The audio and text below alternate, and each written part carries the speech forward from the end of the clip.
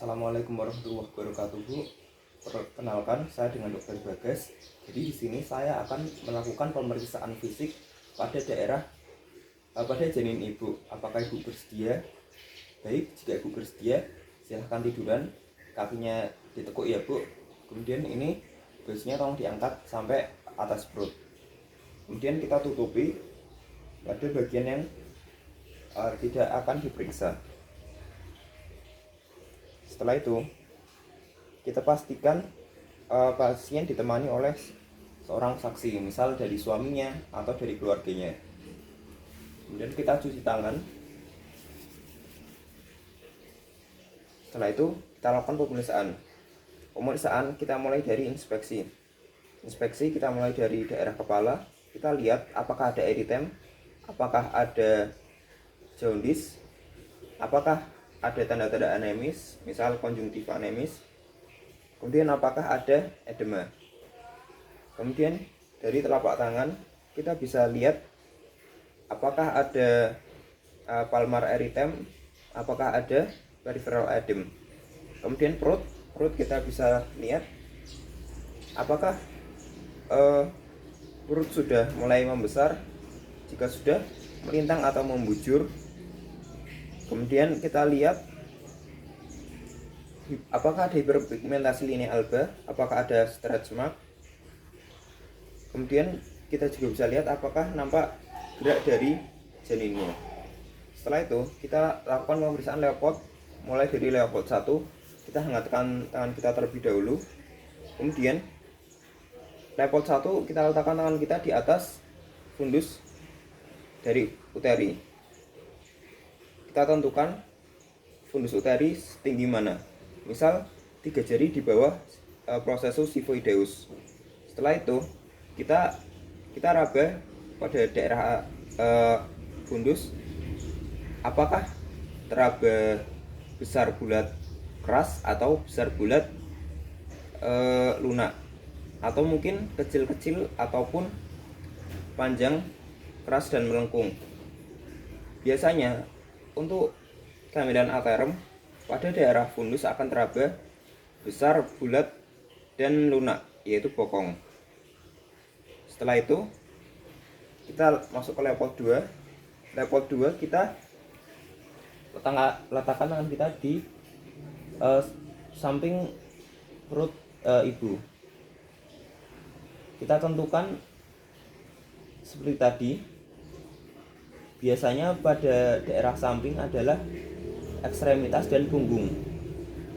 Jika punggung, maka akan teraba panjang, keras, dan melengkung. Jika ekstremitas, maka akan teraba daerah kecil-kecil. Jika kita telah menentukannya, misal punggung ada di sebelah kiri, maka kita menyebutnya punggung kiri. Kemudian kita masuk ke Leopold 3. Leopold 3 kita letakkan tangan kita pada daerah terbawah dari uterus.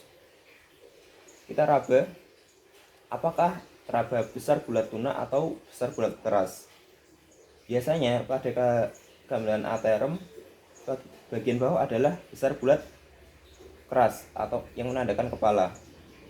Setelah itu, setelah kita menemukan kepala, kita bisa sedikit cengkram, kemudian kita goyangkan. Jika dapat bergoyang, maka kepala belum masuk ke pintu atas panggul. Jika tidak bisa bergoyang, maka kemungkinan kepala sudah masuk pintu atas panggul.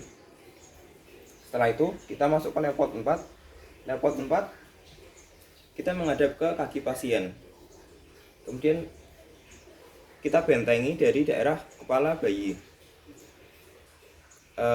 Jika tangan kita waktu membentenginya adalah konvergen, maka kemungkinan kepala bayi belum masuk ke pintu atas panggul.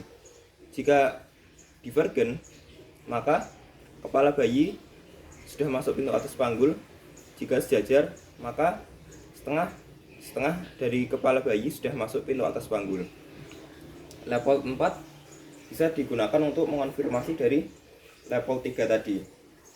Kemudian yang perlu kita perhatikan juga adalah pada kehamilan kembar, maka kita akan merasakan 2 sampai 3 bagian yang besar.